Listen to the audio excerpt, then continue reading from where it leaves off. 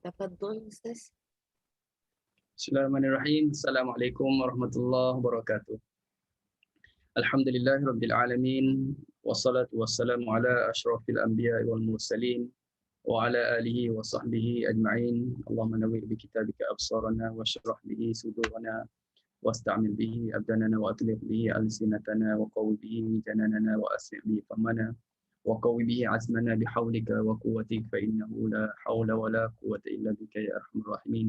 Rabbi shrah li sadri wa yassir li amri wa hlul 'uqdatam min lisani yafqahu qawli. Alhamdulillahirabbil alamin. Amma ba'd.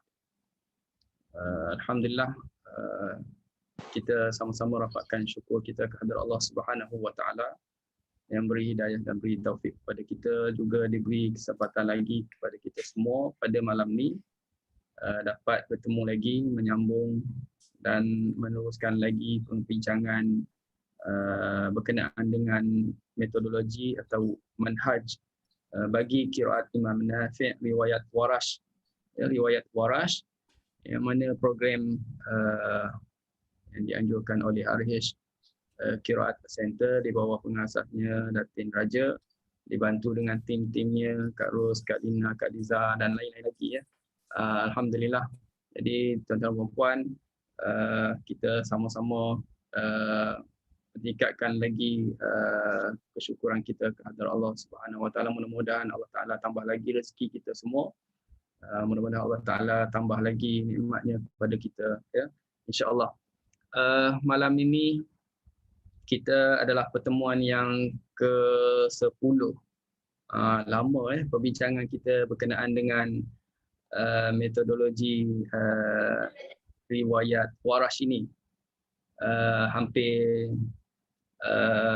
dah nak mencapai hampir dengan metodologi qiraat Hamzah itu rasanya tak silap Ustaz yang 13 baru habis usul.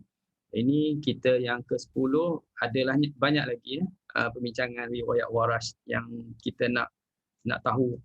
Mudah-mudahan kita sedikit sebanyak dapatlah tambah maklumat tentang qiraat yang lain khususnya Warash, dan juga kita dapat tambah sedikit sebanyak berkenaan dengan perbezaan riwayat Hafs dengan Warash lah ya. Dalam masa kita belajar Warash, setiap selalu Ustaz sebut kita belajar riwayat Warash bukannya kita ni nak baca Warash setiap hari, tapi kita bacanya riwayat Hafs juga, tapi kita kelebihan kita belajar Warashnya di sana ataupun belajar qiraat yang lain, kita lagi baca Hafs tu dia lagi mantap lah. Dia lagi dapat bacaan dengan cermat. Kerana kita tahu track-track yang berbeza itu. Bila kita tahu ini track qiraat ini Warash, ini Qalun dan sebagainya, maka kita akan mencari ataupun berada pada track yang tetap bacaan Hafs supaya tak tergelincir masuk ke arah qiraat-qiraat yang lain. Itu salah satunya ya, yang memang secara langsung kita akan dapat. Selain daripada itu, sudah tentulah dengan belajar Warash ini kita dapat tambah pengetahuan. Walaupun tak amal, tapi kita dapat tambah pengetahuan. Ilmu yang sebaik-baik ilmu adalah ilmu belajar Quran lah. Belajar Quran, belajar betulkan bacaan, belajar mengetahui isi-isi kandungan Quran. Itu termasuk semuanya yang Nabi sebut. Hadis yang tak asing lagi pada kita semua. Khairukum man ta'allama al-Quran wa 'allamah. Panjang pula mukadimah pada malam ni ya. Okey. Sementara tunggu yang lain-lain lagi masuk. Okeylah. 28 Jun ya 2021. Malam ni kita masih lagi dan memang kita akan habiskan buku ini insya-Allah. Alhamdulillah tuan-tuan dan puan-puan, proses tentang qiraat Hamzah itu saja nak ceritalah. Hari ini baru dapat ISBN. Lama sangat. Ini hasil daripada lockdown lepas PKP semua, jadi tertangguh. Jadi ISBN baru dapat. Cuma tunggu lagi satu lagi, data perkatalogan. Itu urusan untuk proses bila nak cetak buku lah. Di buku dah siap dah semua. Tunggu proses yang tu lagi. Buku qiraat Hamzah. InsyaAllah nanti Ustaz jangka yang awalnya Ustaz jangka bulan 6, tapi kerana delay masalah lockdown ni orang tak kerja apa. Jadi terpaksa bawa mungkin bulan 7 awal, siaplah dicetak ya, insyaAllah. Okey. Kita akan habiskan buku ini. Kita bincang sampai habis. Malam ni kita nak sambung lagi tentang Babul Fath, Imalah dan Taqlid. Rasanya selesailah malam ni Babul Fath, Imalah dan Taqlid. Dah beberapa episod lah kita ni bincang pasal Babul Fath, Imalah dan Taqlid ya. Okey, ini sambungannya. Kita dah masuk ke halaman yang ke-109. Kalau yang ada buku, boleh lihat buku apa ni? Usul Riwayat Warash atau Fa'al Jauhariyah ini. Okey, muka surat 109, iaitu perkara yang ke-9. Sambungan daripada ni perkara-perkara yang perlu kita ambil perhatian lah. Dalam kita baca Warash, dia banyak formula, berbeza dengan kiraat-kiraat yang lain. Ada formula tapi tak banyak sangat. Warash memang banyak. Itu yang seronoknya, bila banyak tu seronok. Lebih bagi orang yang minat matematik, lagilah dia seronok tentang formula-formula ini. Kan? Jadikan dia sebagai lebih daripada matematik, supaya kita lagi minat lah, yang minat matematik lah. Okey. Baik, ke-9 ini pada surah An-Nisa, kita tengok ayat yang ke-36, ada matlin. Ada matlin dan juga ada zawatil ya. Dan ada kalimah al-jari. Banyak hukum dalam ni. Khilaf bagi kalimah ini ialah di antara fathah dan taklil. Antara fathah dan taklil, sila rujuk halaman 89, itu dah dijelaskan. Ianya terletak pada dua tempat dalam ayat ini. Ada dua tempat. Kalau kita perhatikan ayatnya berbunyi wa'budullaha wa la tusyriku bihi syai'a. Itu matlin. Kalau kita talaki, kita dah berhenti di syai'a, kita pun selesai. Lepas 4 harakat, 6 harakat, itu senang je. Faham tak? Maknanya kalau kita talaki, syai'a dah ada waqaf. So tak ada kena-mengena yang depan dia tu. Jadi ini dah shortcut lah untuk kita nak jimat masa ataupun kita tak ingat wajah-wajahnya. Berhenti syai'a, lepas buat 4, buat 6. Itu hukum bagi riwayat Warash untuk matlin. Okey. Wabil walidaini ihsana wa bidzil qurba, ini zilya. Wal yatama, ini pun zilya. Wal jari, al jari ni kalimah yang khilaf. Sebab ada yang kalau ikut kaedah asalnya, bila ra baris bawah sebelumnya ada alif, biasa kita akan taklil satu wajah je. Contohnya an-nari, kita hanya taklil aja, an-nari. Kalau ad-dari, kita taklil aja, ad-dari. Al-Qahari, Al-Fujjari. Carilah kalimah-kalimah patternnya bunyi gitu, yang ada ra baris bawah sebelumnya alif. Maka kalimah al-jari, dia special. Dia boleh dua wajah. Ada yang baca dengan fathah, ada yang baca dengan taklid. Okey.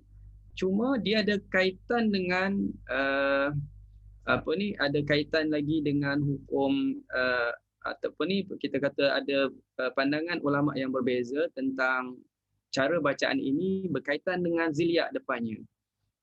Jadi di sini dinakalkan oleh adab, ini ulama-ulama qurra yang mereka ambil daripada Warash, ialah ada tiga track semua. Track turuk hampir samalah tu, aliran lah tu. Kalau turuk ni maknanya aliran-aliran. Kalau kata torik, itu satu aliran. Itu dalam bahasa Arab lah. Torik tu maknanya satu aliran, satu track. Kalau nak kata banyak sangat aliran, kata turuk. Ya. Kalau sampai tak ingat sangat berapa track tu, teruk. Teruk itu bahasa kita lah. Ya. Turuk. Okey. Jadi kita tengok ya, tiga turuk ni, tiga turuk. Torik yang pertama, ya tak confuse lagi ya, nanti confuse pula. Ustaz sekejap kata turuk, sekejap torik, yang mana satu? Benda sama je, cuma kuantiti je, singular plural. Torik pertama, at-tariqul ula. Aliran pertama ini dibaca dengan 4 wajah. Ini senang. Torik ni senang. Dia 4 wajah. Itu dia samakan al-jari dengan zawatil ya. Kalau kita baca wal jari dengan fatah, maka pada ziliyak depannya wal yatama dengan al-qurba juga fatah. Matlin kita dah sedia maklum, boleh 4 boleh 6. Kan masa baca syai'a 4, baca dulu fatah ke semuanya. Kemudian sekali lagi syai'a 4 harakat, baca semua taklid. Itu yang kedua. Kemudian baru baca dengan 6 harakat matlin, semua buat fatah. Kemudian sekali lagi matlin dengan 6 harakat, semua buat taklid. Ini senang je. Wal jari dzil qurba wal yatama. Okey, ataupun nak buat wal jari dzil qurba wal yatama, semuanya selaras. Ini torik pertama lah, ya, torik yang pertama, track pertama. Okey, senang je. Yang kedua, torik yang kedua ni, track yang keduanya ialah boleh dibaca dengan 8 wajah. Kalau nak ambil yang track kedua ini, 8 wajah, iaitu ketika baca matlin syai'a itu 4 harakat, wal yatama dengan al qurba dan wal yatama dengan fatah, wal jari fatah, semua buat fatah. Okey, itu 4 harakat matlin. Sekarang baca lagi matlin 4 harakat, masih kadar harakat yang sama. Wal yatama dengan kurba kekal dengan fatah, wal jari taklil. Sebab tadi kita dah sebut wal jari boleh 2, fatah dan taklil. Jadi ketika yatama dengan kurba fatah, wal jari boleh fatah, boleh taklil, dia pecah 2 situ. Selesai. Kemudian kita ulang pula 4 harakat lagi matlin, wal yatama taklil, wal yatama al-qurba taklid, sampai di wal jari fatahkan dia. Okey, fatahkan wal jari. Ulang sekali lagi, kekalkan al-qurba wal yatama dengan taklid, wal jari baru baca taklid. Jadi setiap kali kita fatahkan yatama dengan kurba ini, wal jari boleh fatah, boleh taklid. Setiap kali kita taklilkan al-qurba wal yatama, wal jari tu boleh fatah, boleh taklil. Dah jadi 4 wajah di situ. Masa track matlin 4 harakat. Selesai 4 harakat matlin, kita naik 6. Maka bila naik 6, ulangan yang sama wajah tadi. Boleh 4 juga semasa baca 6 harakat matlin. Jadi 4 tambah 4 sama dengan 8. Dan 8 wajah. Banyaklah yang ni. Tapi senang juga nak ingat. Ni track kedua. Okey, tengok yang ketiga. Yang ketiga ni lain sikit. Okey, yang ketiga. Yang ketiga syai'a 4 harakat sampai di al-qurba wal yatama buat fatah. Buat fatah. Ya, buat fatah juga, maknanya semua fatah. Dan kemudian jari, kemudian jari. Ya. Itu dah 2. Untuk wajah ketiga, taklilkan al-qurba wal yatama. Bila kita taklilkan al-qurba dengan wal yatama, maka pada wal jari tak boleh fatah, dia kena taklil sahaja. Taklil saja. Okey, semasa baca dengan 4 harakat. Okey, baik. Kemudian 6 harakat. 6 harakat pada al-qurba dengan pada al-yatama, kita fatah wal jari juga fathah. Juga fathah. Kemudian al qurba wal yatama kita fathah lagi, al jari kita taklil. Okey. Yang keenam kita taklilkan al qurba wal jari fathah saja. Yang ni formula kalau nak ambil yang ketiga ni memang kena hafal gini je lah. Tak ada formula yang lain. Kena ingat macam ni je. Ya. Okey, ini adalah disebut sebagai torik yang ketiga. Jadi pilih yang mana? Terpulanglah. Tuan-tuan dan puan-puan nak pilih yang mana? Tak laki semuanya daripada di bawah riwayat Warash, daripada torik Asy-Syatibi ke semuanya. Jadi boleh nak baca yang mana satu. Kalau Ustaz dulu, Ustaz masih ingat lagi, Ustaz ambil yang pertama. Pertama senang. Jalan je. Jadi kita tak buat ketiga-tiga track ni. Pilih salah satu daripada track yang ada di sini. Ya.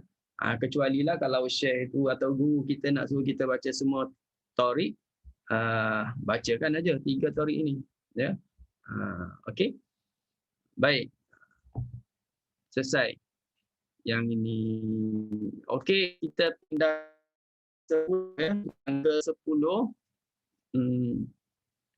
Berkenaan dengan surah Al-Maidah. Surah Al-Maidah ayat yang ke-22 terdapat zilya dan kalimah jabbarin. Jabbarin sama dengan al-jari, iaitu kalimah yang berlaku khilaf. Boleh fathah, boleh taklil. Ayat 22. Qalu ya Musa inna fiha qauman jabbarin wa inna lan nadkhulaha hatta yakhruju minha fa in yakhruju minha fa inna dakhilun. Okey, di sini ada 2 torik. Ada 2 track dalam bacaan ini. Yang pertama, kita nak pilih yang mana satu, terpulang ya. Yang pertamanya ialah ya Musa bertemu dengan Jabbarin. Sebenarnya sama-sama bunyi, sama-sama wajah. Kalau fathah yang ni Musa, Jabbarin pun fathah juga. Selesai. Kalau kita taklilkan ya Musa, maka pada Jabbarin taklil juga. Jadi wajahnya sama. Itu track pertama. Ya. Pertama. Kalau kita ambil track yang kedua, tak adalah susah sangat. Maknanya semasa kita baca ya Musa dengan fathah, Jabbarin kita sedia maklum, dia boleh 2 wajah, fathah dan taklil. Kemudian kita baca taklil pula ya Musa, maka pada Jabbarin juga boleh 2, boleh fathah dan boleh taklil. Jadilah 4 wajah. Kalau yang ini Ustaz ingat lagi, Ustaz talaki dulu, Ustaz buat track yang kedua ini. Ya, track yang kedua. Tapi kalau nak buat yang pertama pun tak ada masalah, boleh juga. Ya. Okey. Tadi kedua. Baik. Selesai ya, yang ke-10.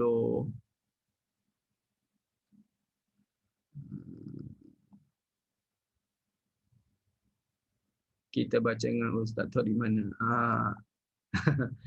Baca yang mana? Boleh mana-mana.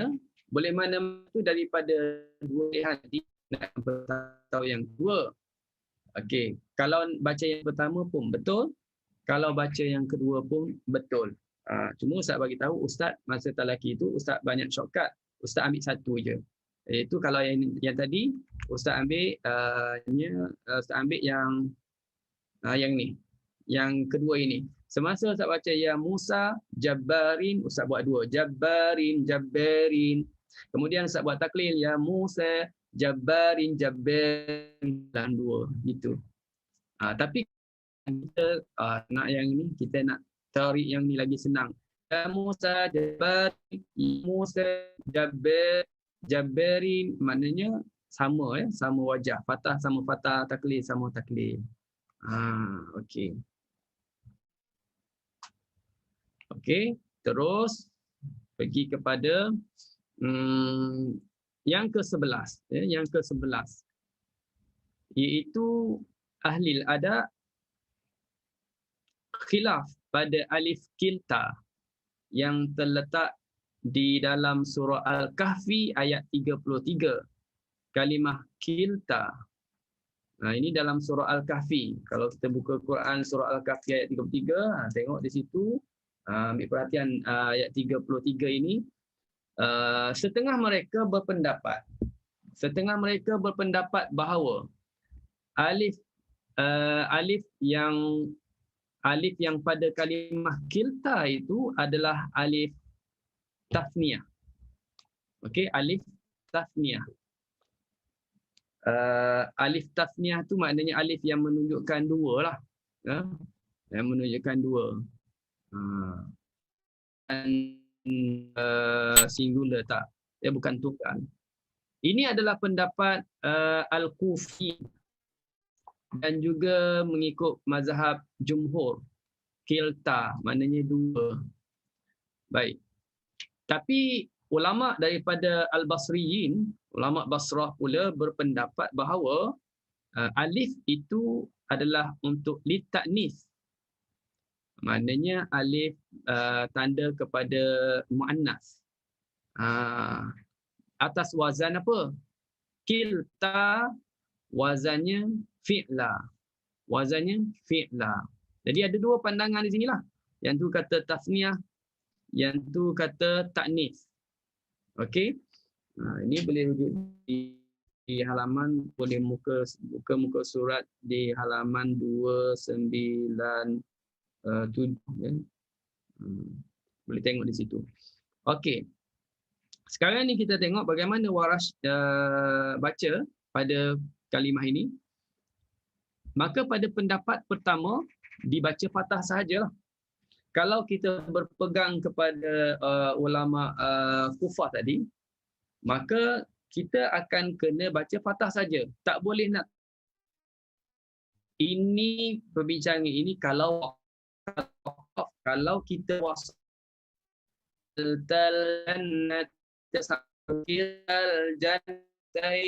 ini semua sepakatnya tak baca dengan taklil lah. Ya, kita akan baca dengan fathah. Ini kalau kita wasal. Tapi perbincangannya kalau kita waqaf. Ya, kalau kita waqaf. Nak waqaf pada kilta. Kilta tu dah awal ayat. Tapi saja-saja nak waqaf. Saja-saja nak waqaf. Ataupun guru nak test kita, cuba kau waqaf pada apa wajahnya. Jadi kita kena tahu.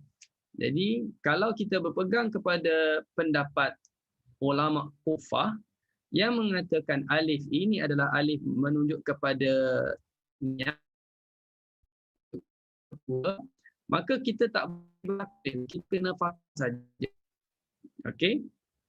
Tapi kalau kita mengambil pada pendapat yang kedua, pendapat daripada ulama Basrah yang mengatakan alif itu adalah alif taknis atas wazan fi'la, kilta fi'la wazannya, maka kita boleh fathah dan taklil.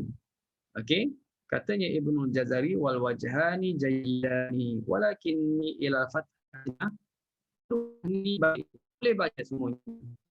Maknanya terpulang. Kita ambil yang mana? Nak dengan fathah saja, nak dengan fathah taklil pun boleh. Boleh semua. Tapi bagi Ibnu Jazari katanya dia lebih cenderung kepada satu wajah fathah. Kilta tak ada, dia tak taklilkan, itu dia lebih kecenderungannya ke situ. Tapi kalau taklil pun tak ada masalah. Okey. Baik. Terusnya katanya Al-Mansuri dia berkata sebagai menjelaskan pendapat Ibnu Al-Jazari, itu Ali bin Iman bin Abdul di tanah, berasal daripada Mesir, wafat pada tahun 1134 Hijriah. Ya. Dia kata apa? Dia kata lafaz kilta ini dibaca imalah atau fathah di sisi mereka.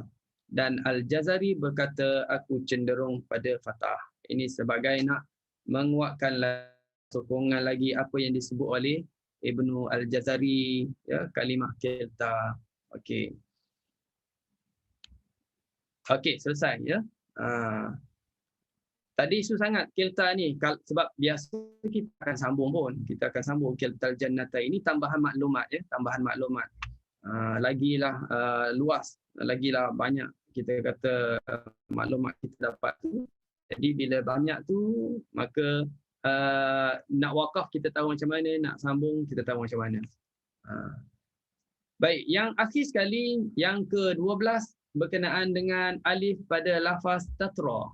Pada lafaz tatra dalam surah Mukminun ayat 44, di mana kalimah ini tatra ini merupakan alif taknis seperti zikra, itu wazan fi'la. Maka di sini bila kita kata ia adalah seperti zikra, ia dibaca dengan satu wajah sahaja, iaitu dibaca dengan taklil. Kena baca taklil satu wajah sahaja.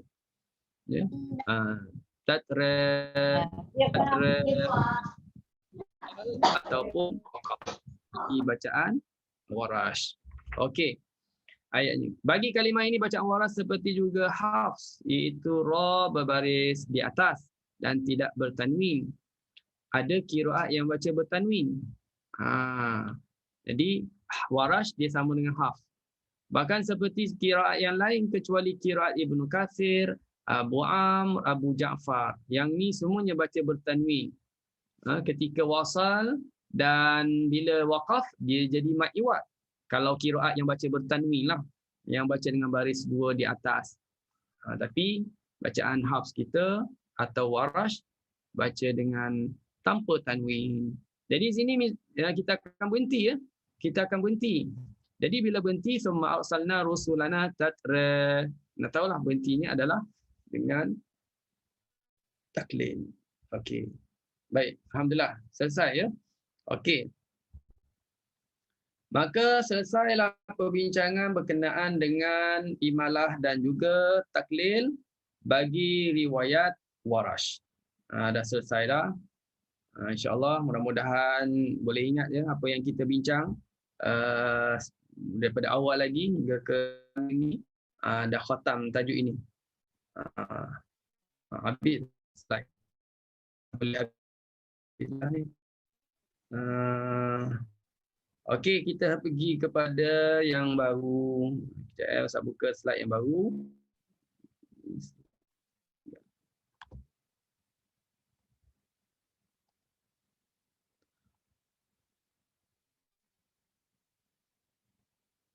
Okey.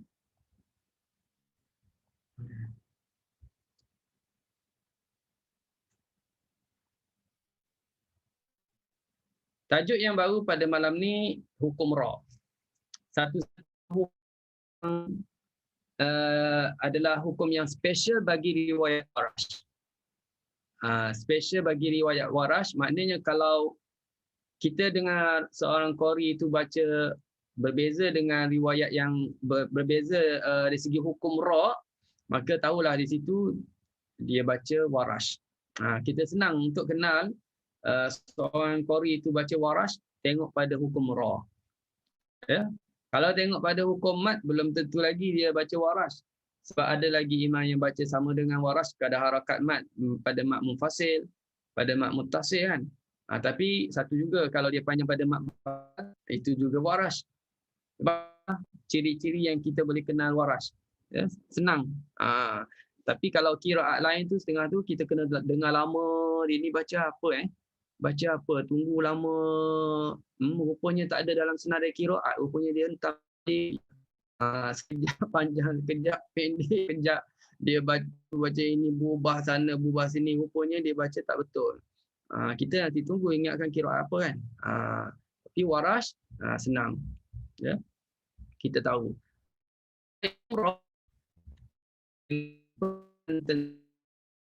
Bab ini bincangkan tentang tarqiq. Tarqiq maknanya nipis. Dan tafkhim. tafkhim tebal. Kadang-kadang bertukar juga ya. Yang mana satu tebal nipis. Ya, yang mana satu tebal, yang satu mana satu nipis. Senangnya sebut Melayu je lah. Tebal, nipis. Itu je. Kalau tak ingat kan. Sebab banyak sangat ta sebut taklil. Taklil. Yang sebelum tu lagi tashil. Yang ni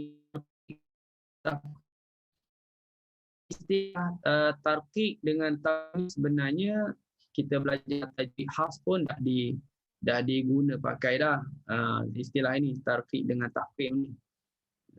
Okey, jadi kita akan bincang tentang tarqiq tafkhim huruf ra yang berbahagia.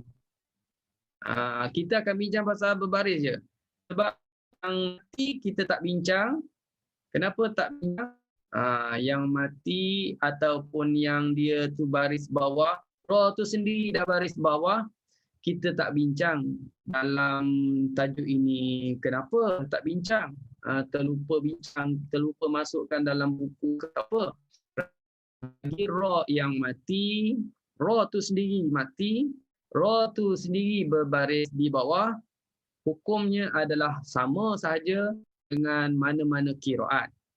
Kita belajarlah apa-apa qiraat, kalau dia tu mati, kalau dia dah sendiri tu berbawah, hukumnya sama. Kalau yang baris di bawah, memang dia akan sentiasa nipis. Keadaan mana dalam keadaan pun dia tetap dibaca dengan tipis. Kalau dia baris bawah, kalau dia mati itu panjang ceritanya. Kalau mati itu panjang ceritanya, selepas kematian tu panjang. Yang mati itu biarlah anggap itu belajar kita boleh tahu ya. Okey. Kita tengok yang berbaris je.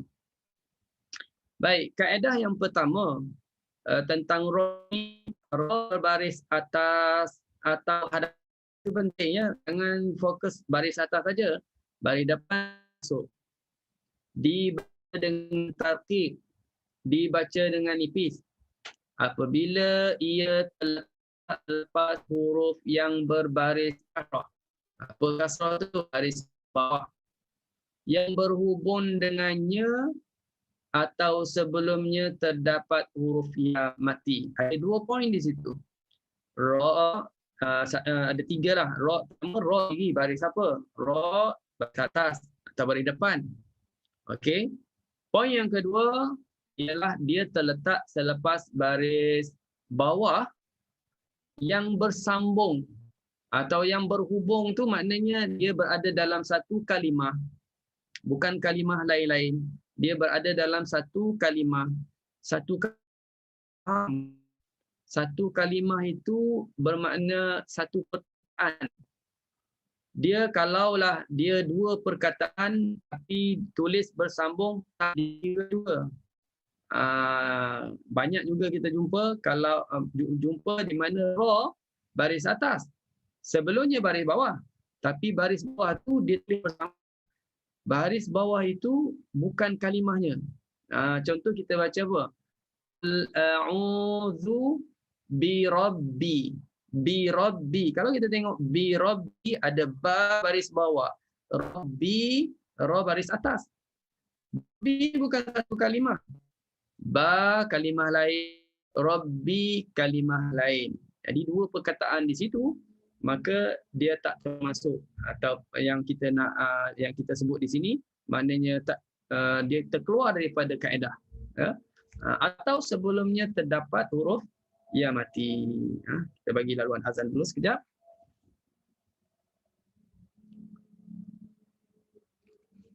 Allahu Akbar.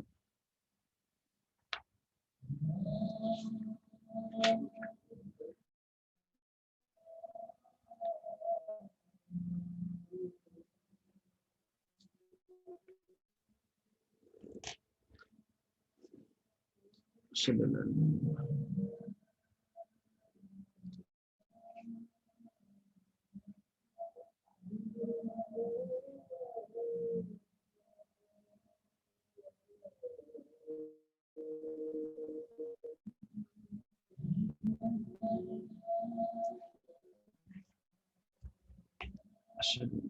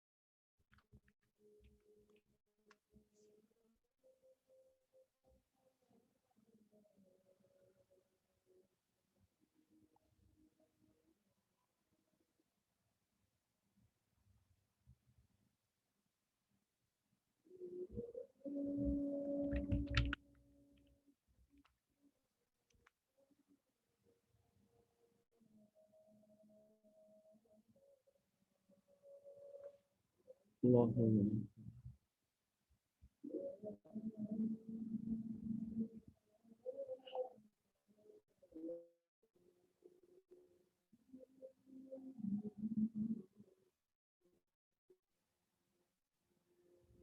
Baiklah. Wassalamualaikum. Okey, baik. Okey, kita sambung tentang hukum ra ini. Kaedah yang pertamanya disebut tadi ialah ra baris atas, baris depan dibaca dengan tarkib apabila sebelumnya baris bawah, mesti satu kalimah ataupun ya mati. Itu pun poin penting juga. Kalau bukan baris bawah, tengok ada ya. Ya tu pula kena pastikan dia mati ke dia hidup. Ya. Dia mati ke dia hidup, senang je tengok ada dia mati, matilah. Ataupun kita kata tak ada tanda mati atas ya tu, tengok sebelum dia tu. Sebelum dia tu baris bawah ke baris apa. Kalau dia berbaris atas, dia berbaris tak dikira, ya. Okey, hukum mentarkibkan ra yang dinyatakan di atas adalah meliputi semua sama ada ianya bertanwin ataupun tidak. Maknanya baris atas, baris depan, dia baris 2 ke baris 1 ke, dia termasuk dalam yang kita bincang. Ataupun dia berada di tengah kalimah, ataupun berada di akhir kalimah, ataupun sama ada huruf yang berbaris kasrah itu adalah huruf yang bersifat istifal ataupun bersifat isti'la. Kalau huruf yang baris bawah sebelum ra itu, dia tak kisah dia huruf itu istifal ke isti'la ke, maka dia telah menepati syarat. Apa syaratnya? Baris bawah. Sebelum ra tu baris bawah. Misalnya kalau kita tengok kalimah-kalimah yang tersenarai ini, contoh-contohnya ya. Hasirat. Kalau tengok hasirat, ada ra baris atas sebelumnya sad. Sad ini kalau kita belajar bab sifat, dia isti'la.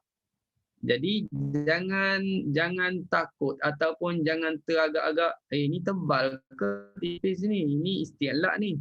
confirm dia memang dibaca dengan tipis. Ya. Sebab sebelum ra tu baris bawah. Jadi bunyinya hasirat. Hasirat. Rat. Rat tu tipis lah. Kalau tebal rot. Hasirat.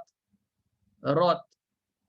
Rot. Kita tebal. Jadi tebal di sini nak tebalkan ra tak muncungkan mulut. Jadi tebal ra tak ada kena mengena muncung bibir mulut untuk kita tebalkan ra ya.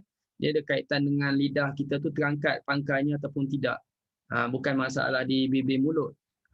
Kalau kita nak tebalkan, kita muncungkan seperti huruf waw tu tak berapa tepat lah. Bunyinya sama tapi cara pembentukan bunyi tu tidak kena pada caranya. Ya. Jadi kalau muncung hasirat untuk tebalkan ra tak kena ya.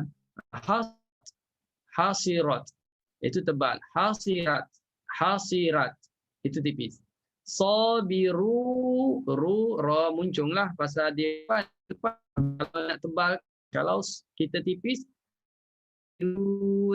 kita kontrol bibir mulut kita tu sabirun tak muncungkan sangat seperti baris seperti yang kita tebalkan tadi. Sabir dia macam kita nak kata sabirin. Jadi di situ kedudukannya sabirun. Okey. Syakirun pun tipis segitu. Syakirun, syakiran, falmughirati, falmughirati, khabira, khabira, kabiruhum, kabiruhum, khaira. Itu bunyi tipis ya. Khaira. Kalau biasa dengar baca, dia baca ayat faman ya'mal mithqala dzarratin khairan yarah. Kita dibaca waras tu. Tapi bila dibaca wa man ya'mal mithqala dzarratin syarran berapa waras tu? Syarran yarah. Itu jelas. Dia bukan waras, dia syarroi. Pernah dengar lah, ya, lama-lama baca. Dia bukan waras sangat dia baca. Dia macam mudahnya tipis. Syarran yarah. Jadi kena perbetulkan dia, bukan syarran tapi syarroi yarah. Tak ada kena-mena dengan waras di situ. Okey. Seterusnya kaedah yang kedua, selesai. Kaedah pertama senang je. Ada 2 poin tadi. Kaedah yang keduanya ialah apabila terdapat huruf mati yang menjadi pemisah di antara baris kasrah lazimah dengan huruf ra, maka ra itu dibaca dengan tarkib juga. Misalnya wizrak, ijrami, az-zikru, az-zikra, as-sihra, ishrun. Cuba perhati kalimah wizrak. Okey, kalau kita nak kalau Ustaz tanya, cuba cerita sikit keadaan huruf kita ra tu berbaris di atas. Sebelum ra hurufnya mati. Sebelum hurufnya mati ialah huruf berbaris di bawah. Nampak? 2 kali sebelum. Kita boleh juga terangkan macam ni. Antara ra dengan baris bawah terdapat huruf mati. Boleh juga nak cakap gitu. Antara ra dengan baris bawah terdapat huruf mati. Cuma di sini kena ingat, huruf yang baris di bawah sebelum huruf mati itu dipanggil kasrah lazimah. Kasrah lazimah ni maknanya memang dia mati original lah. Mati original. Dia bukan kata kasrah yang mendatang. Ya, bukan kasrah mendatang ataupun kasrah yang berada di kalimah yang lain. Kalimah yang lain. Kalau kita tengok ra berbaris atas. Kalau perhatikan di bawah nota kaki itu ada contoh di nota buku muka surat 118 tu bawah tu, maka na abu kimroa, maka na abu kimroa. Jadi ra tu baris atas, sebelumnya mim tu mati, sebelum mim mati tu ada huruf abuki, kaf tu baris bawah. Tapi baris bawah kaf dengan ra, ya, yang lain. Jadi tak termasuk. Begitu juga kalau kita lihat kepada kasrah yang mendatang, maknanya baris bawah tak wujud. Tapi bila kita start, dia ada. Contoh kita kata imro'ah. Imro'ah. Bila start, adalah baris bawah tu. Tapi kalau kita letak huruf yang lain, kalimah yang lain sebelumnya, kita baca bersambung, gugur baris bawah tersebut. Maka tak termasuk dalam senarai yang kita kata tak cukup syaratnya, ya. Mesti dia kasrah lazimah. Maka di sini kita akan tarkib ra, bunyinya wizrak. Wizrak. Alam nashrah laka sadrak. Yang ni jangan tipis. Sadrak. Okey. Allazi anqadha. Tebal juga. Kenapa tebal? Sebab sebelum ra huruf mati, sebelum mati baris atas. Tak cukup syarat. Okey. Wa rafa'na. Tu tipis. Okey. Okey. Ijrami, dengan tarkib juga tarkib ra ijrami. Kerana sebelumnya ada huruf jim mati, sebelum jim mati baris bawah. Adzikru, adzikra, asihra, ishruna, semuanya tipis. Dah cukup syaratnya, ya. Okey. Tapi sekiranya huruf yang mati, ini pun kena ambil perhatian.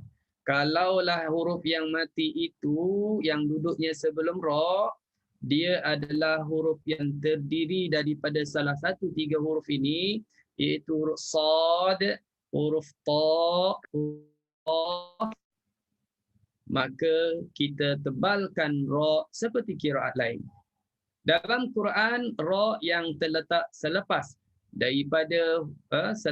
huruf sad, sakinah, dan sebelum sad pula huruf berbaris bawah, ada 7 tempat. Ini sebagai untuk maklumat kita lah. Kita tak pernah tak kira pun, tak kira pun, tapi dalam kitab sebut begitu, ada 7 tempat. Ya, tempat dalam surah Al-Baqarah ayat yang 26, Rabbana wala tahmil alaina isran kama hamaltana. Okey, kita tengok.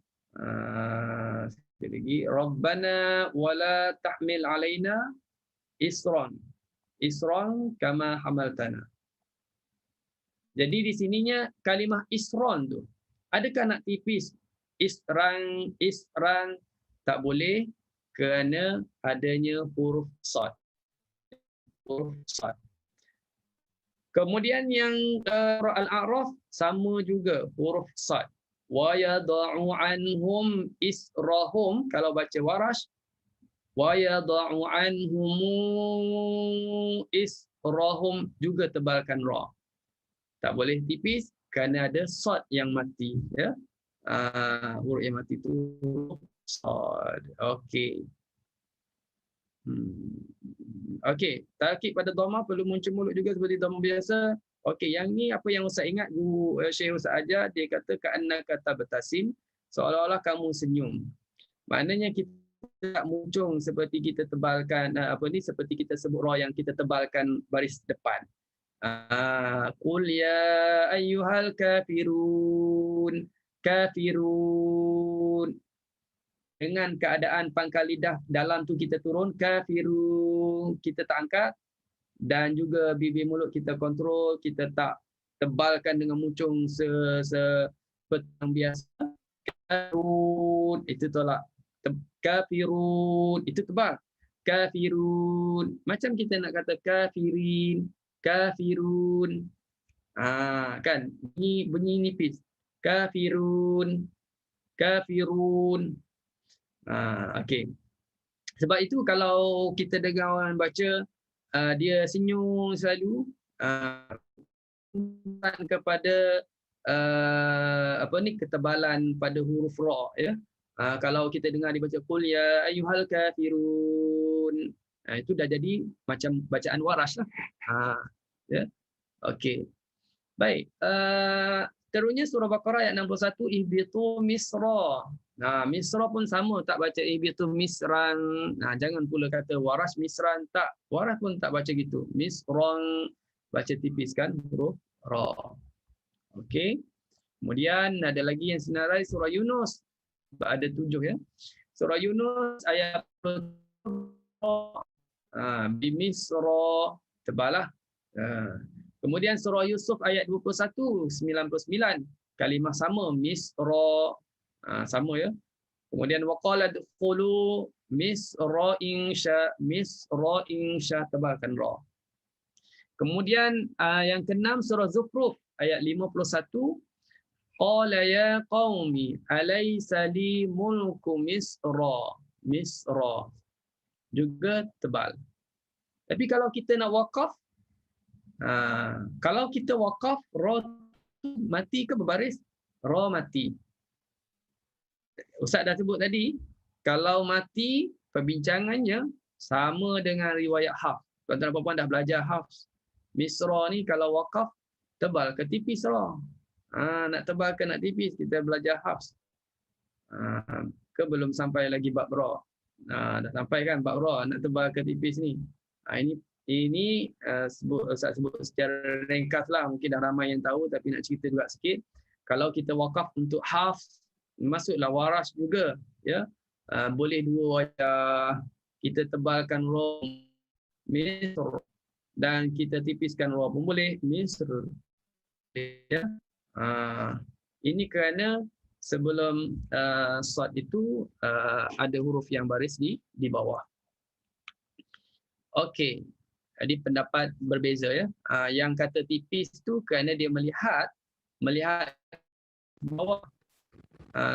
Sebelum ra mati dari bawah. Yang kata tebal tu dia melihat kepada ada halangannya, ada tegahannya, iaitu huruf isti'la. Sebab tu kena baca tebal. Okey. Manakala ra yang terletak selepas huruf ta sakinah terdapat dua tempat dalam Quran. Ada dua tempat je yang ini. Surah Al-Kahfi ayat 96, kalimah qitara. Jadi bacanya tebal, qitara. Jangan tipis, qitara. Tak boleh tipis. Kita nak tipis pun rasa macam kekok gitu. Nak tipis qitara macam tak kena je. Ya. Qitara sesuailah dengan sifat huruf ta tu.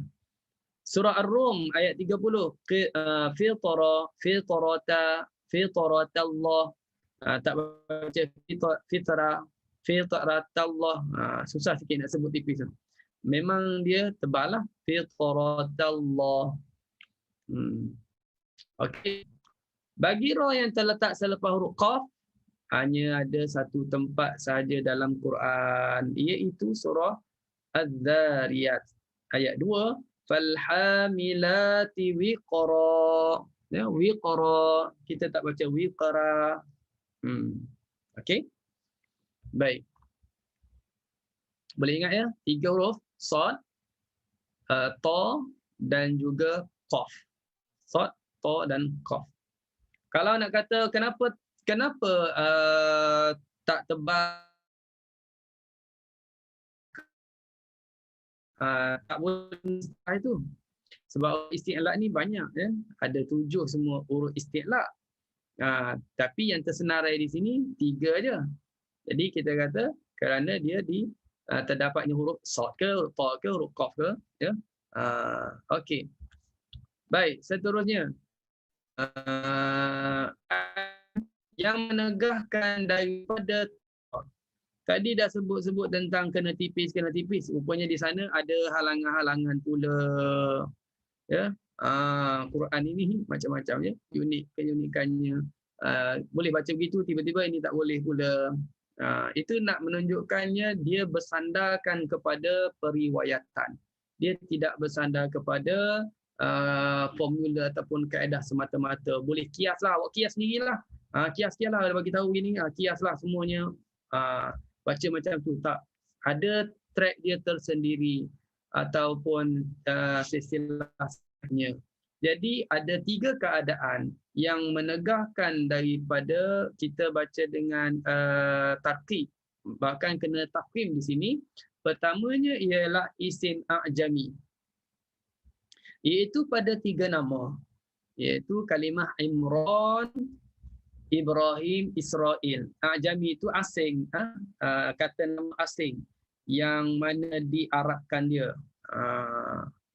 Dia dah guna pakai dah lama dah bahasa Arab, jadi Arab lah. Tapi awal asalnya dia bukan Arab. Ya, Imran, Ibrahim, Israel.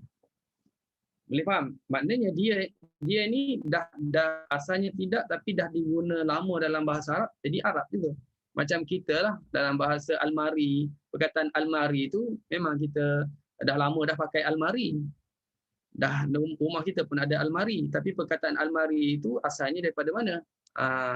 Dah dimelayukan lama dah. Jadi bahasa Melayu lah kita kata. Kalau nak ikut asal tu daripada Portugis kan. Okey. Kalau Kelantan lagilah banyaknya. Bahasa yang dikelantankan, Arab yang dikelantankan. Dia Arab tapi dikelantankan. Ya, macam kita sebut di sini apa ni, kita sebut kale. Kalau harus tahu tak kale tu makna apa kale? Kala. Tak Kale. tahu. Tak tahu. Kale. Warna. Kalau bahasa Arab qalamun, tahu tak? Qalamun. Qala kata. Dia berkata. Qalamun tu pen.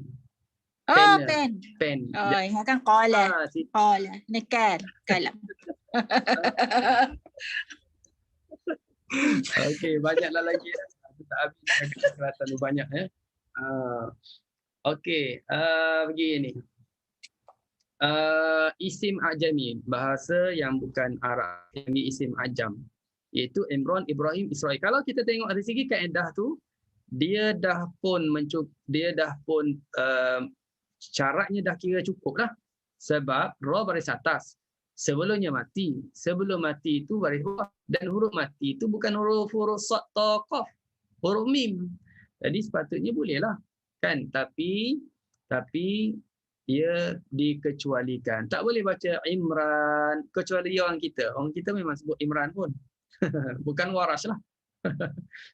Sepatutnya Imran. Imran. Tak, kita Imran. Bahasa kita tu lain. Ibrahim, kita Ibrahim. Kalau nak ikutkan Warash pun tak baca Ibrahim. Ibrahim. Kita je. Israel pun sama. Kita je yang kata Israel. Dia Israel. Ya. Tak ditipiskan. Okey. Dapat ya, itu satu. Yang keduanya ialah kalimah irama. Ini kalimah khusus yang mana tak boleh baca dengan tarqiq. Walaupun kita tengok sebelum ra baris bawah. Ikutkan kita baca dengan tipis. Betul tak? Irama. Tapi dia tak ada irama sini. Dia tetap dibaca irama. Ya? Tapi dia kena mengena dengan irama dan lagu tu tak ada kena mengena. Dia memang dah baca dengan tebal di sini. Irama, mungkin kita kata dia tak baca nipis tu kerana takut bertukar dengan bahasa Melayu, tak ada kena mengena ya. Dia memang ditebalkan di sini. Irama dzatil imad. Okey. Kemudian kita tengok yang ke mana ni? Jadi irama.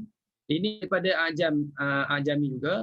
Kemudian yang kedua ya, apabila ra berulang-ulang. Ini usul yang kedua ataupun kaedah yang kedua yang tak boleh baca dengan tarqiq ra ialah apabila dia berulang-ulang.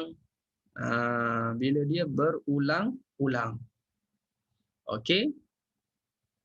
Dalam kalimah, walaupun dipisahkan dengan alif, ada alif tengah-tengah tu. Sama ada dua baris atas atau ra pertama baris atas, ra kedua baris depan, tetap tak boleh baca dengan tarqiq. Ada 4 kalimah dalam Quran berulang-ulang. Dua-duanya baris atas, satu kalimah pula ra pertama baris atas, manakala ra kedua baris depan. Okey, kita tengok. Firman Allah, wala tumsikuhunna dirara. Nampak tak? Dirara. Kalau nak ikutkan ra yang pertama tu baris atas, sebelumnya baris bawah. Dan baris bawah tu huruf dot tak kisah huruf tu istighfal ke isti'la ke, memang kita boleh tipiskan ra. Tapi rupanya di sini dia depan tu lagi tu ada ra lagi. Maka dia disebut sebagai berulang-ulang. Jadi tak boleh baca wala tumsikuhunna diraral lita'tadu. Walaupun tuan-tuan dan puan-puan tu senang sebut, saya salah pun Ustaz. Saya sebut senang je, tak ada pun susah-susah. Diraral lita'tadu. Dia bukan bergantung kepada kita senang, kita susah. Dah periwayatannya macam tu, tak ditipiskan. Diraral lita'tadu. Yang bawah pun sama, walladzina takhadhu masjidan diraran wa kufra. Nampak tak? Ustaz kan besar, pokoknya kecil. Firman Allah, wa ana alaihim wa arsalna as-samaa'a alaihim midrara. Nampak? Tak boleh baca midrara, midrara, tak boleh. Midrara. Kemudian firman Allah, falam yazidhum du'ai illa firara. Kita tak boleh baca firar. Tak boleh. Ya. Kemudian yang keempat israra. Sama juga ya. Tak boleh tipis. Dan akhir sekali al-firaru. Lan yanfa'akumul firaru. Tak boleh firaru. Sebab berulang-ulangnya huruf ra. Kalau nak tipiskan pun kita sebenarnya kekok sikit nak tipiskan tu. Okey. 2. Yang ketiga ialah ada huruf isti'la selepas ra. Dalam satu kalimah walaupun di antara keduanya itu dipisahkan dengan alif.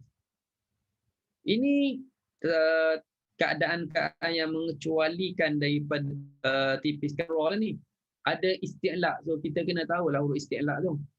Yang kita belajar kalau kita belajar tajwid dah bertangkan pasal sifat huruf lah. Kita dah tahulah sifat huruf yang mana satu isti'la tu. Okey, kalaulah depannya ada isti'la yang selepas ra baris atas dan sebelum baris bawah, dalam Quran ada 3 huruf terjadi pada 3 huruf saja dalam Al-Quran, iaitu huruf ta. Ada kalimah di bawah sama ada dia ma'rifah atau nakirah. Ma'rifah tu yang ada alif lam. Dalam bahasa Arab dipanggil ma'rifah. Yang nakirah tu tak ada alif lam. Dia kata am atau khas lah. Kita kata am, ada kata khas kan. Yang kalau kata khas tu yang alif lam tu. Yang kata am tu yang tak ada alif lam. Kalau bahasa Arab tu. Ya, senang. Okey. Jadi sini kita sebab tu rupanya tak baca tipis dalam Fatihah. Ihdinas siratal mustaqim, kita tak baca ihdinas siratal mustaqim. Kalau guna formula yang awal-awal tadi belajar setakat tu, tiba-tiba dah berhenti tutup kitab semua, dah tahu dah. Tapi tak lanjut lagi ke depannya. Jadi itu yang boleh berlaku. Jadi kita tak tipiskan itu. Ya, kita tak habis itu jadi kadang-kadang jadi bergaduh pula. Yang ni pegang kepada kena tipis. Sebab apa kena tipis? Sebab sebelumnya baris bawah. Rupanya dia belajar tu tak sempat nak habiskan tajuk ini. Dia belajar apa? Dia ambil yang pertama tadi. Ke depan yang tak bincang, iaitu kena ingat kalau ada huruf isti'la selepas ra, tak baca tebal. Sirata. Ya, tebal ya.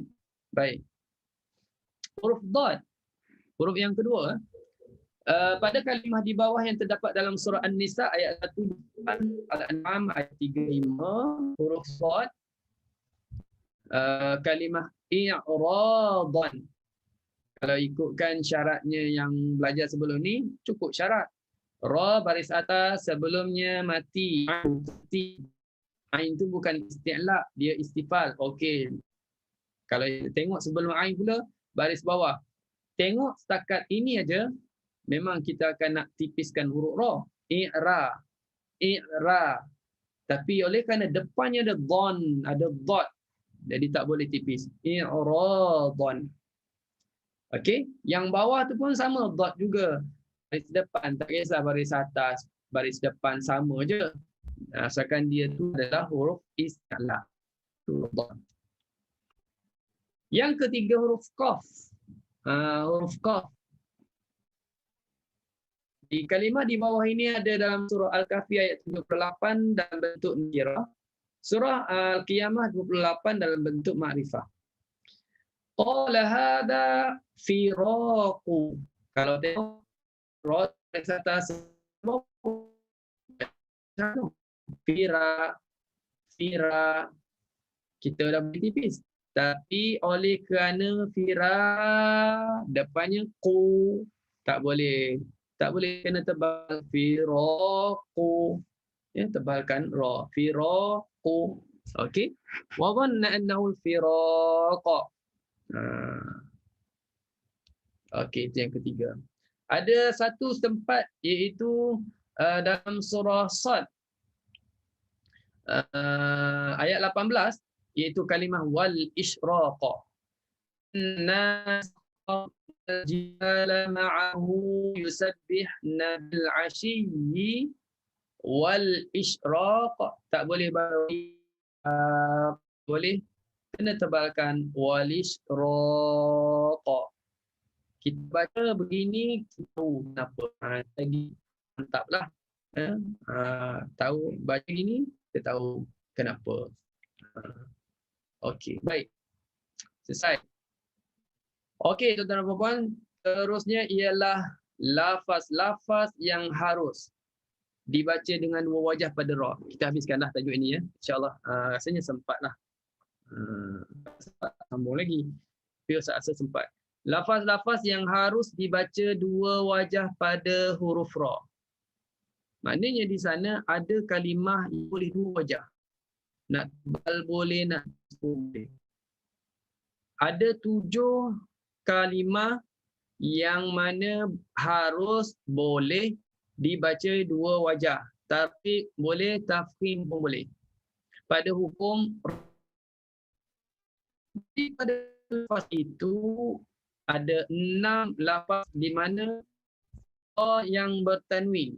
Ya, ra-nya bertanwin dan lafaz tidak bertanwin iaitu dan satu lafaz yang tidak bertanwin. Okey, kita tengok ya. Ada dalam 7 lafaz tu ada 6 bertanwin dan ada satu dia tak bertanwin. Tengok ya. Okey. Mari lari pula.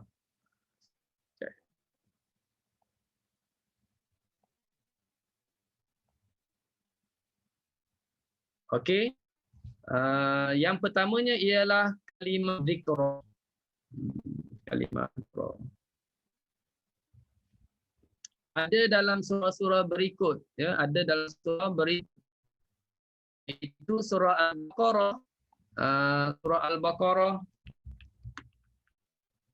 banyak tempat yang kalimah dzikra ni ada. Surah Al-Baqarah ayat 200. Fadhkurullaha kadzikrum Fadhkurullaha kadzikrikum aba'akum aw ashadda dzikra. So kita baca warash dzikra boleh dua. Dzikra ya. Dzikra boleh buat. Jadi kalau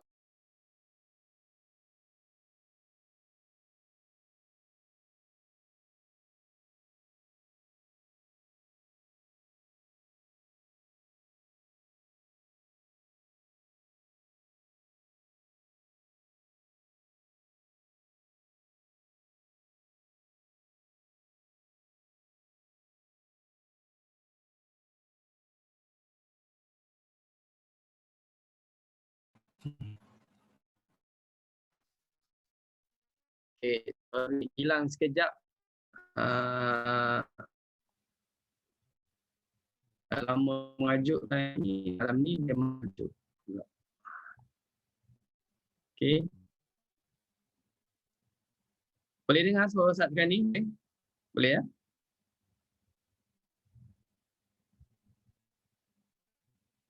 Boleh dengar suara? Belum keluar lagi.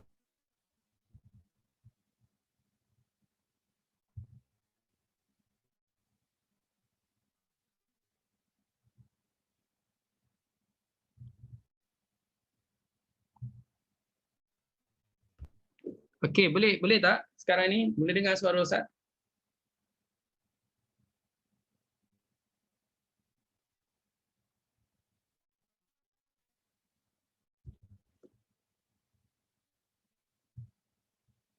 Boleh dengar suara Ustaz tapi tak nampak Ustaz.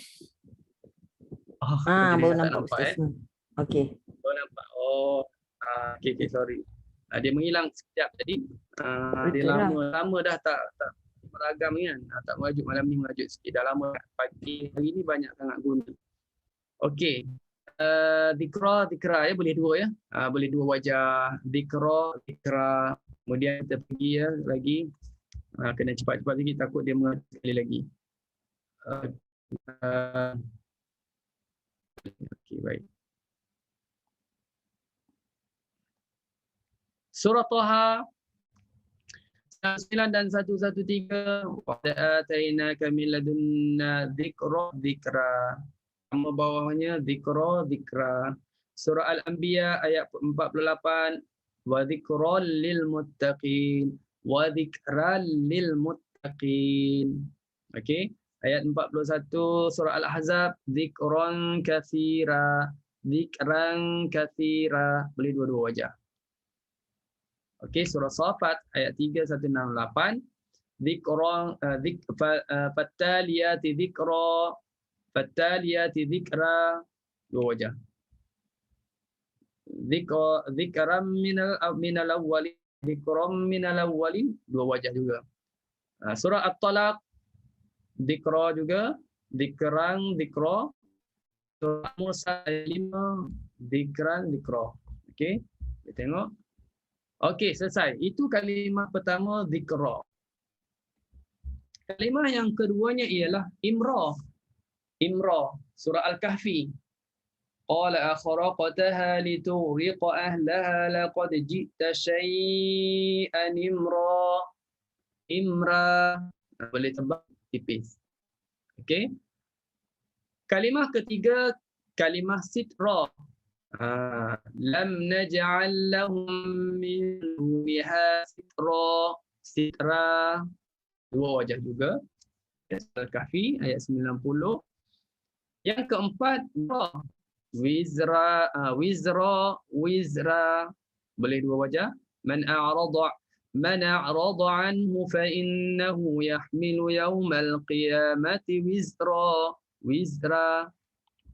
Yang kelima, hijra. وَيَقُولُونَ حِجْرًا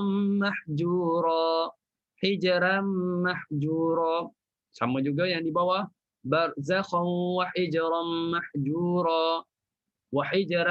مَحْجُورًا. Ya. Okey, yang ke-6. Sihra. فَجَعَلَهُ نَصَبًا وَسِهْرًا. Wa kana rabbuka qadira. Itu tipislah. Jangan berkait dengan wasihra pula. Yang qadira tipis. Kenapa tipis? Kerana sebelum ra tu huruf ya mati. Yang ketujuh, perkataan yang biasa kita sebut. Perkataan yang biasa kita punya termasuk dalam ras juga. Hairan. Tuan-tuan dan puan selalu sebut hairan ke hairan? Hairan betul lah. Pertamalah tu. Hairan. Tu wajah yang kedua. Jadi dua-dua betul ya. Hairan. Rupanya kita pun dah termasuk waras. Hairan yang kita sebut tu. Okey. Baik. Ini 7 kalimah yang boleh dibaca dua wajah bagi riwayat Farash. Perhatian.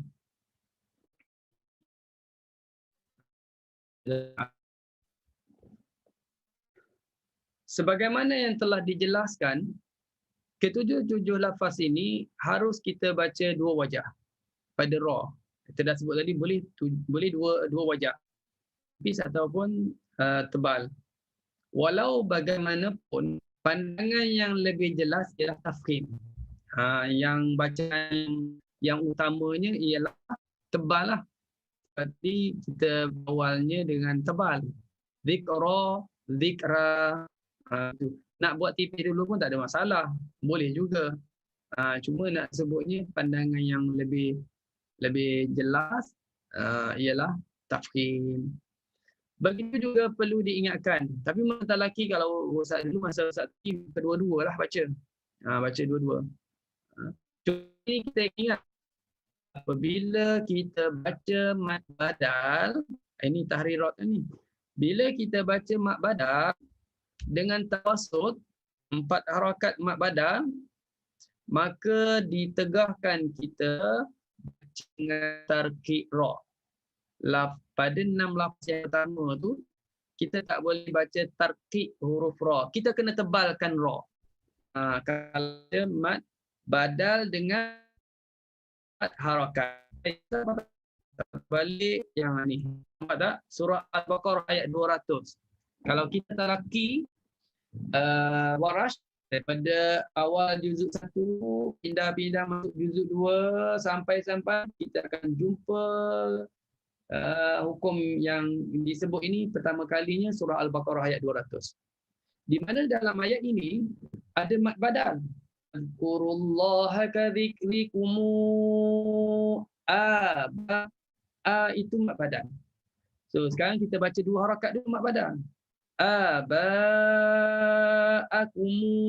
Kita pergi lagi, kita tak berhenti di situ.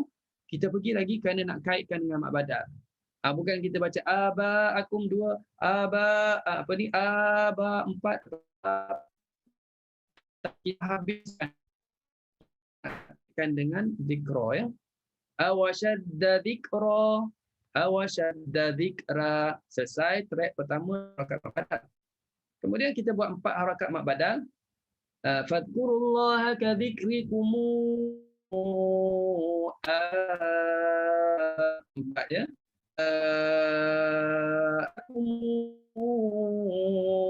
Awashadda zikra. Tebal aja. Lepas tu buat 6. Fadhkurullaha kadzikrikum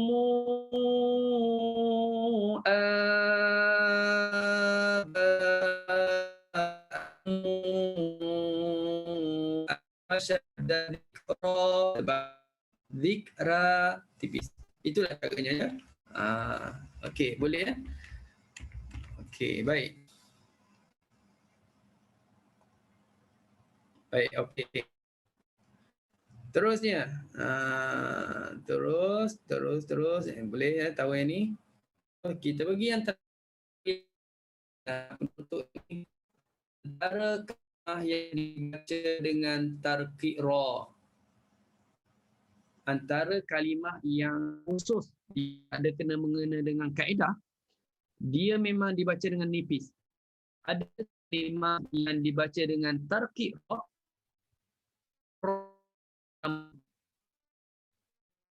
tak menepati kaedah tadi yang kita sebut. Kita dah sebut tadi ada kaedah apa, sebelum ra baris bawah, sebelum yang mati, sebelum ra ada huruf yang mati, sebelum mati baris bawah, ada kena mengena itu. Tapi dia memang dibaca dengan tarqiq ra pada kalimah bisyara. Berapa ra? Ada 2. Ra ada 2, bisyararin ada 2 ra. Ra yang kedua ni tak payah bincanglah. Pasal baris bawah. Bila baris bawah memang dia tipis. Yang nak dibincangnya ra yang pertama, ra baris atas. Maka di sini bagi Warash dia kena tipis. Surah Al ini. Innaha tarmi bisyara. Nampak senang tak? Bisyara. Ni agak rumit sikit. Bisyara. Tapi kita pun dah biasa yang rumit tu. Bisyara.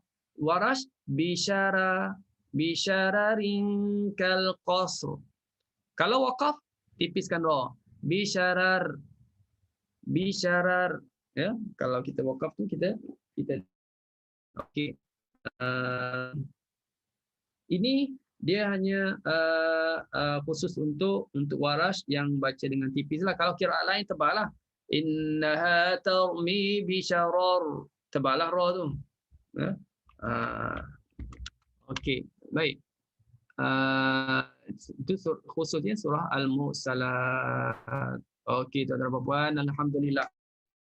Selesai malam ni sambungan kepada perbincangan selesai, dan juga kita selesai masuk tajuk yang baru, iaitu tajuk hukum ra, ahkam ra, tentang tebal tipis huruf ra.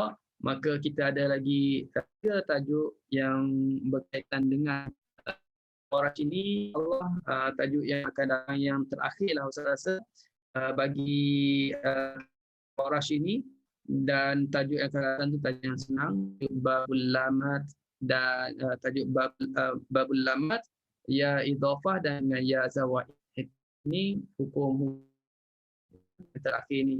Ini yang 10, yang 11 minggu hadapan kita khatamlah usul ataupun metodologi bagi riwayat Warash. Ya. Mudah-mudahan ini boleh faham. Kalau ada soalan satu lagi sebelum kita tutup, silakan kalau ada. Kalau tak ada, kita setakat ini saja untuk ni. Ya.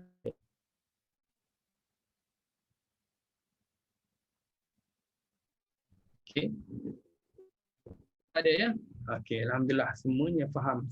Semuanya faham ke semuanya lena ni? Faham dah ya? Okey. Alhamdulillah, insya-Allah kita bertemu pada besok. Okey Kak Yati. Ya Kak Yati. Kena on mic Kak Yati.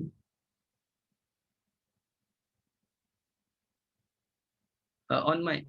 On mic. Belum mic membuka tu.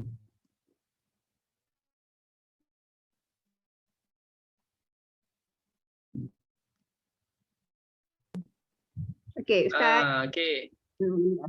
Ada muka surat 121 tadi Ustaz, yang Ustaz cakap terdapat 7 lafaz yang harus dibaca dengan 2 wajah. Kan? Okey. Ustaz dengan Ustaz kata daripada 7 tu ada 6 yang bertanwin. Tapi contoh Ustaz bagi ni 8, tapi semuanya bertanwin. Yang mana yang tak bertanwin ni? Hairan tu, hairan. Yang hairan tu. Hairan yang ke-7 tu. Muka surat 1 2 3 Kak Yati. Oh, 1 yang 2 tu. 3. Yang kelas tu 1 2 3. Lepas hairan. nampak betul. Sama lepas dengan bahasa kita sebut hairan. Tapi orang kata tak kata hairan, dia kata hege. Lepas tu satu lagi Ustaz, Ustaz ulang sekali lagi yang berkenaan dengan yang apa perhatian tu. Yang apa mak badal dengan tawasul 4 rakaat tu. Mak badal dengan tawasul 4 rakaat tu bermakna kalau mak badal baca 2, ra tu kita baca tarkib. Ra tu baca tarkib. Okey. Lepas tu kalau mak badal baca 4, kita baca tafkil. Betul? Lepas tu bila mak badal baca 6, kita baca tarkib, baca tafkil, baca tarkib. Boleh buat dua-dua. Betul. Betul. Okey. Jadi kalau kaitkan dengan mak badal 6 kalimah tadi yang dia bertanwi, apa ni, kita akan baca macam ni, iaitu kalau mat badal tu 2 harakat, boleh 2 wajah pada kalimah-kalimah tadi. Kalau baca 4 harakat mat badal, 1 wajah je tafkhim. 1 wajah je tafkhim. Kalau 6 harakat mat badal, boleh 2-2 wajah pula. Jadi 2 dengan 6 mat badal ni ada kalimah-kalimah tadi boleh buat 2 wajah. Tarkib dengan mim. Cuma harakat je tak boleh tarkib. Kena tafkhim. Kalau baca juga dengan tarkib, dia tak ikut track dia lah. Dah terkeluar daripada track yang mengikut bacaan Thariq Asy-Syatibi ni. Dia terkeluar lah. Dia tak ikut track dia. Kalau buat begitu. Bila buat harakat, mesti tak. Okey.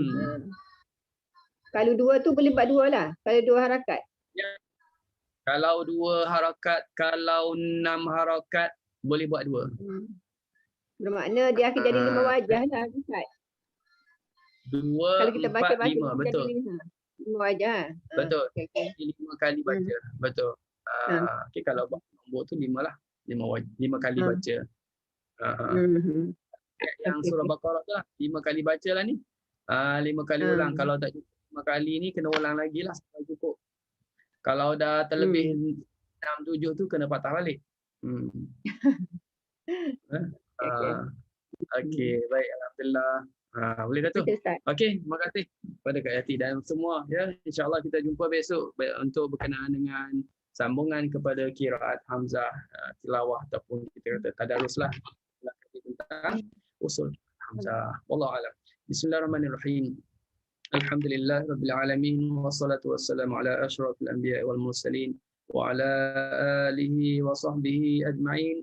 Allahumma arhamna bil Qur'an waj'alhu lana imaman wa nuran wa hudan wa rahmah. Allahumma dzakkirna minhu ma nasina wa 'allimna minhu ma jahilna warzuqna tilawatahu ana al-laili wa atrafan nahar waj'alhu lana hujjah ya rabbal alamin. Wassallallahu ala sayyidina Muhammad wa alihi wa sahbihi sallam. Alhamdulillahi rabbil alamin. Wassalamualaikum warahmatullahi wabarakatuh.